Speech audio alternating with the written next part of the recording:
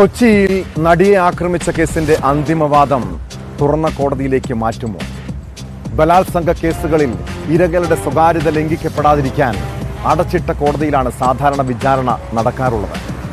എന്നാൽ തനിക്ക് സംഭവിച്ചത് എല്ലാവരും അറിയണമെന്നും അന്തിമവാദം തുറന്ന കോടതിയിൽ നടത്തണമെന്നും ആവശ്യപ്പെട്ട് അതിജീവിത കോടതിയിൽ ഹർജി നൽകിയിരിക്കുകയാണ്.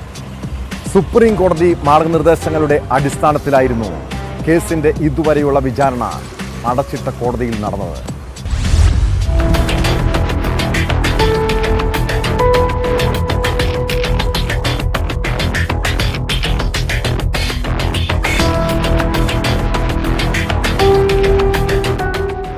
തനിക്കെതിരെ നടക്കുന്ന അപവാദ പ്രചരണങ്ങളാണ് ഇത്തരത്തിലൊരു ആവശ്യം ഉന്നയിക്കാൻ കാരണമെന്ന് അതിജീവിത പറയുന്നു.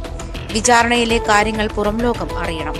തന്റെ സ്വകാര്യത പരിഗണിക്കാതെ യഥാർത്ഥ വിവരങ്ങൾ പുറത്തുവരണം. അതുകൊണ്ട് അടച്ചിട്ട കോടതിയിൽ ഇനി വാദം വേണ്ടെന്നും വിചാരണ കോടതിയിൽ നൽകിയ ഹർജിയിൽ പറയുന്നു. മെമ്മറി കാർഡ് നിയമവിരുദ്ധമായി പരിശോധിച്ച കാര്യത്തിൽ ഹൈക്കോടതിയും സുപ്രീം കോടതിയും തനിക്ക് നീതി നൽകിയില്ലെന്ന് അതിജീവിത രാഷ്ട്രപതിക്ക് കത്തയച്ചിരുന്നു. കഴിഞ്ഞ ദിവസം അയച്ച പരാതിക്ക് പിന്നാലെ മുൻ ജയിൽ DGP ശ്രീലേഖ ദിലീപിനെ ന്യായീകരിച്ചു നടത്തിയ പരാമർശങ്ങൾക്കെതിരെയും അതിജീവിത കോടതിയലക്ഷ്യ ഹർജി നൽകിയിട്ടുണ്ട്. ദിലീപിനെതിരെ പോലീസ് കള്ളത്തെളിവുകൾ ഉണ്ടാക്കി എന്ന ശ്രീലേഖയുടെ ആരോപണത്തിലാണ് ഹർജി.